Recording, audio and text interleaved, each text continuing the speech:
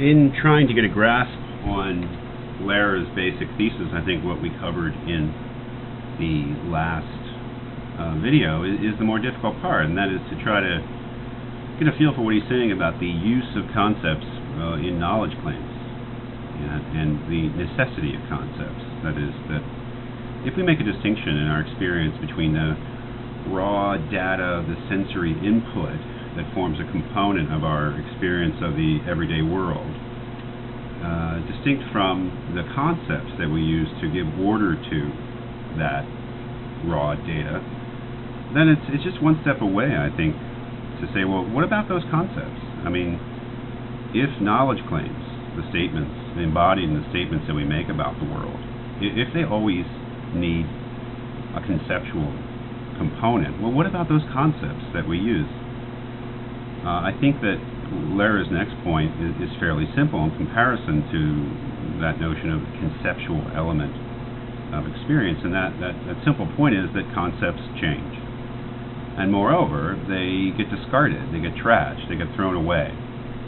That is that we use concepts in order to understand the world and make knowledge claims, but both in sort of everyday life, in individual life, and also in communal life, in history, say the history of morality, the history of politics, and the history of science, which I think is a big thing in the background here. Concepts that were once employed to make knowledge claims get revealed as being empty. And I'll read you a couple of key sections where Lehrer talks about this. The first one is on page 206, in the third paragraph on that page, where he says, the stronger conclusion, that is, the conclusion that any of the contingent statements that we think are true may be false, we may be wrong in asserting that they're true, the stronger conclusion may be obtained by consideration of the implications of conceptual change. No matter how well entrenched a concept may be in our beliefs about the world, it remains always and constantly subject to total rejection. To obtain our objectives, scientific or otherwise, we may discard a concept as lacking a denotation. That is, we may decide that a concept that we thought applied truly to things in the world lacks a denotation. That is, that there is nothing in the world that it truly applies to. Lehrer may be thinking of concepts like in the history of science there used to be this concept of phlogiston.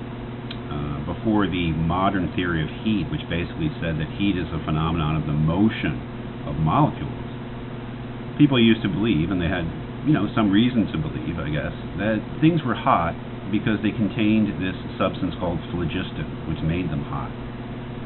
The phlogiston got thrown away, and the idea is that phlogiston really doesn't accurately apply to anything in the world.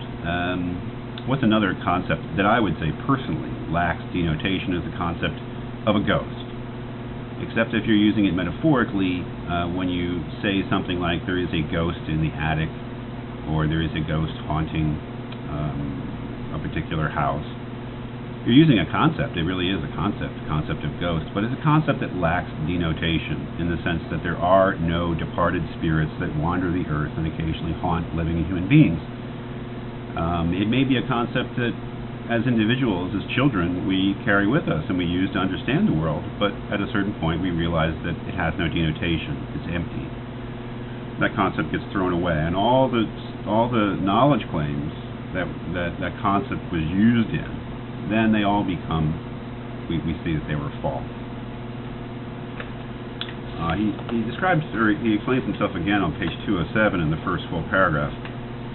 Says this: the continual flux in our acceptance and rejection of concepts explains why there is some chance that any concept does not apply to what we think it does. No concept is immune from the ravishment of conceptual change, leaving it without any application whatever, that is, showing it has no denotation, does not actually apply to anything in the world. Whatever contingent statement you think is true, there is some chance, some probability that a concept applied in the statement lacks application. Hence, there is some chance you are wrong. However slender and not worth worrying about the chance error may be, it is real. The reality of that change is an objective feature of the world. So what I believe that Lehrer is asking of us is to first think about the knowledge claims that we make about the world, to realize that we, in doing so, in making those claims, we are employing concepts. And then a much more radical thesis, I believe, and that is that every one of those concepts could turn out to lack denotation. Every one of those concepts could turn out to be empty.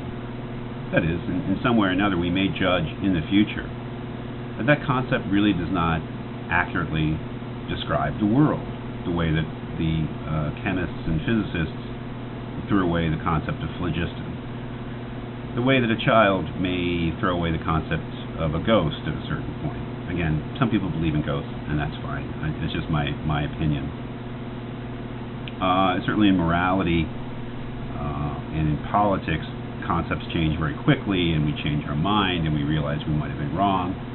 Whether this applies to our everyday judgments about the environment around us is another question, but I think that point should be clear. That is, that if we do indeed need to employ concepts in every assertion of every contingent statement, and if indeed it is true that every one of our concepts could turn out to be erroneous, to lack denotation, to have no application, then it would, I think, would be true that every one of the statements that we make about the world, every one of the contingent statements that we make about the world, has some probability of being false, no matter how sure it may seem to us at the time.